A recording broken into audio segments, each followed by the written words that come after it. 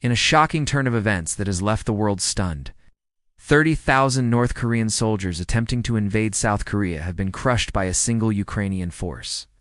This staggering development has raised eyebrows and questions about the strength and capabilities of both the North Korean military and the Ukrainian forces. But what really happened? How did such a small force manage to defeat an army 3 times its size? And why is this significant for the ongoing conflict in Ukraine? Join us in this gripping video as we explore every aspect of this unbelievable event.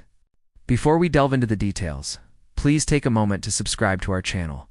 Your support means everything to us. Now let's dive right in. Ukrainian armed forces are indeed formidable, but they aren't miracle workers.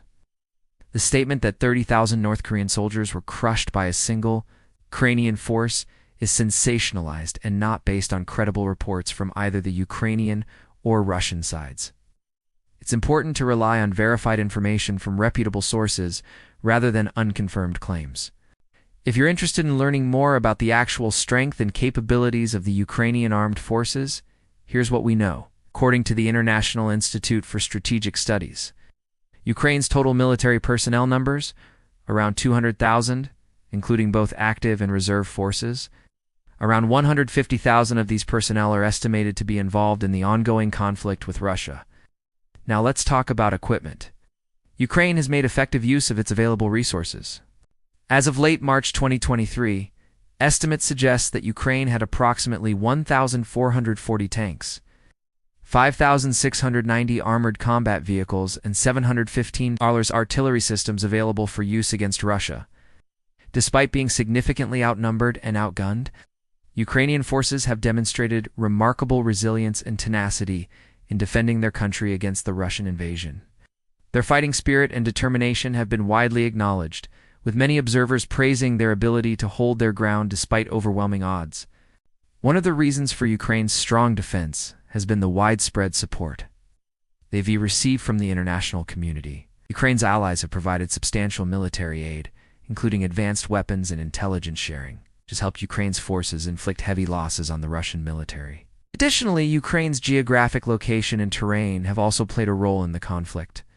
The vast open spaces and lack of urban areas have favored Ukraine's defensive strategy, allowing them to utilize their resources more effectively and launch counterattacks when necessary. However, it's important to recognize that the situation remains fluid and the outcome of the war is still uncertain. While Ukraine has achieved significant victories and demonstrated exceptional bravery, the Russian military is a formidable force that should not be underestimated. Nevertheless, Ukraine's unwavering spirit and determination, coupled with their strategic alliances and geographic advantages, give them a fighting chance in this ongoing conflict.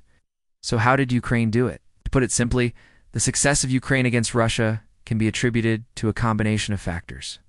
First, Ukraine has benefited from the extensive military support provided by its Western allies, which has helped them obtain advanced weapons and intelligence. Second, Ukraine's geographical location and terrain have favored its defensive strategy, enabling them to make effective use of their available resources. Third, Ukraine's leadership and military doctrine have played a crucial role in coordinating defense efforts and mobilizing the nation's resources. Fourth, the Ukrainian people's unwavering determination and fighting spirit have been instrumental in resisting the Russian invasion. And finally, Russia's own military shortcomings, including logistical issues, outdated equipment, and a lack of public support, have contributed to Ukraine's successes. But does this mean that Ukraine could defeat North Korea? The answer is no. Defeating an army 3 times its size is already extremely challenging. Doing it twice is virtually impossible. The chances of Ukraine successfully repelling an invasion by 30,000 North Korean soldiers are incredibly slim. In fact, it's highly unlikely that any force, regardless of its capabilities, could withstand such a massive assault. Several factors contribute to this assessment. Firstly, the sheer number of North Korean soldiers would be overwhelming. 30,000 troops present a significant military force that could easily overpower even the most elite Ukrainian units. Secondly, North Korea's military is known for its large-scale and intense training, particularly in offensive operations. North Korean soldiers are drilled extensively in various combat scenarios, emphasizing speed, aggression, and overwhelming firepower. This intensive training makes them a formidable fighting force, that can quickly advance into enemy territory. Thirdly, North Korea's military doctrine relies heavily on mass and firepower to achieve its objectives. They prioritize inflicting maximum casualties on the enemy through sheer numbers and firepower, rather than relying on sophisticated tactics or technology. This approach can be highly effective in overwhelming defenses, especially when facing numerically inferior forces. Finally, the international context surrounding North Korea adds another layer of complexity. Any attempt by Ukraine to repel a North Korean invasion would likely face diplomatic and political challenges due to North Korea's close ties with Russia and other potential allies. Such external pressures could hinder Ukraine's ability to effectively defend itself against the North Korean threat. It's important to note that while Ukraine has demonstrated remarkable resilience and fighting spirit against Russia, the North Korean military poses a distinct set of challenges. The scale and intensity of a North Korean invasion would be unprecedented, requiring a level of preparation and support that may not be readily available to Ukraine.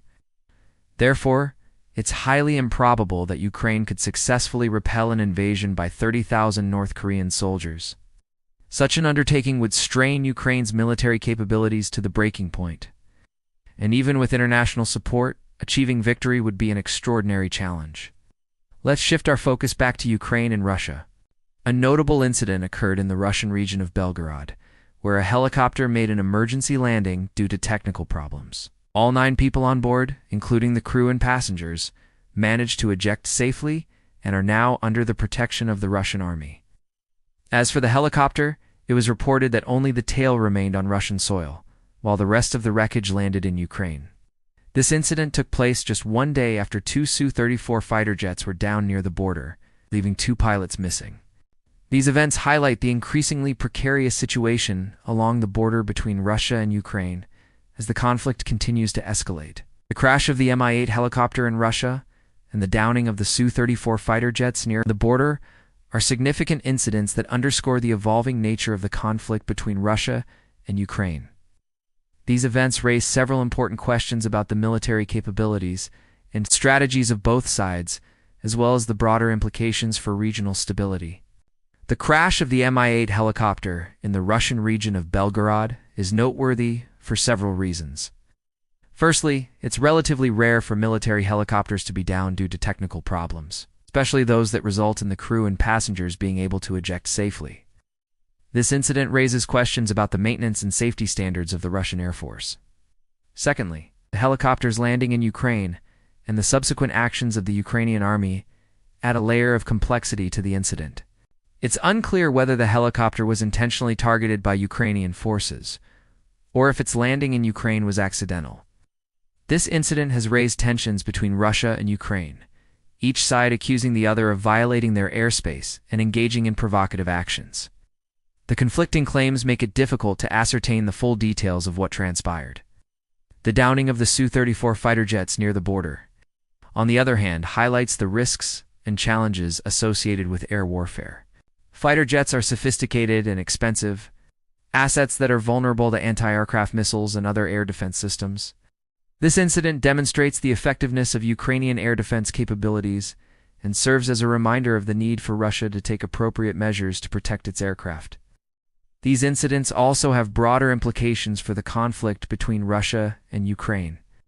The increased volatility along the border raises concerns about the potential for further escalation and the possibility of the conflict spilling over into neighboring countries. It underscores the need for both sides to exercise restraint and seek peaceful resolution to the conflict. Moreover, the downing of Russian military assets provides Ukraine with valuable intelligence regarding Russian capabilities and tactics.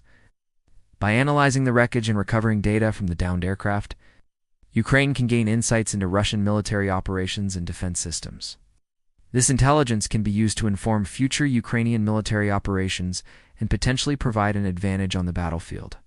In conclusion, the crash of the Mi-8 helicopter in Belgorod and the downing of the Su-34 fighter jets near the border are significant events that reflect the evolving nature of the conflict between Russia and Ukraine.